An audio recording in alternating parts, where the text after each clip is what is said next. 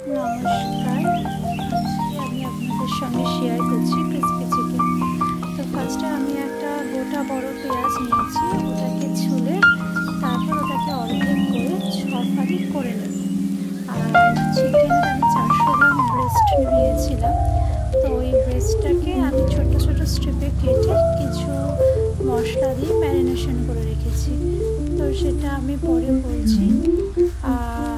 তো ম্যারিনেশন করার সময় লেগেছিল হচ্ছে আদা বাটা, রসুন বাটা আর গোলমরিচের গুঁড়ো, একটু সয়া সস দিয়ে ওটাকে ম্যারিনেট করে রাখবো।